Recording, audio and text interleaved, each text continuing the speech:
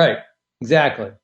Another lesson you have for us is, and this has come up on the show a few times, and when I've mentioned this and other guests have mentioned this, we've sometimes gotten some pushback from people, David, on why questions, of Yeah. using the word why when asking a question. And what's the concern with using the word why?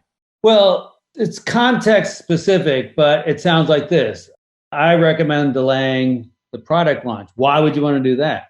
So you just sent the signal that you think it's a bad idea. And then they become on the defensive. Now they have to justify the decision. I think we should divert and take the safe route, the protected route on the backside of the Bahamas to San Juan. Well, why would you want to do that?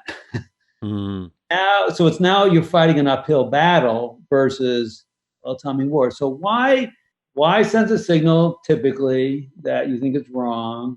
And what we rather say is, like, for example, what's in the way? If you said, well, I wasn't able to do XYZ, hey, we just had an event and all the prep wasn't done. Well, why weren't you prepared? That tends to put people on defensive and they'll go shut down. And if you ask, well, what was in the way? What were the barriers to preparation?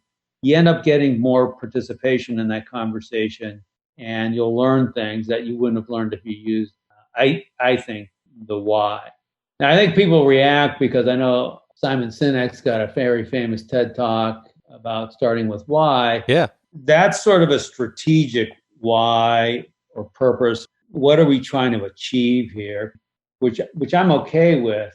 The problem is sort of at the tactical level. You already know what you think, so don't waste time and energy on what you think. Understand what they think. You want to learn, you want to be smarter, you want to be curious. Even if the question you're trying to solve is, how can this smart, well-meaning, highly trained person on my team that I'm responsible for come up with such a wrong answer? Solve that problem. If you're so convinced that it's wrong, that's still your problem. I love the distinction you make there between it's the strategic why versus the tactical asking a question why in order to learn in the moment. And I suspect Simon Sinek would make the same distinction. By the way, he's a huge fan of your work and mentions you all the time. And so I know that you both are kind of aligned on that as well too. So that's huge. Another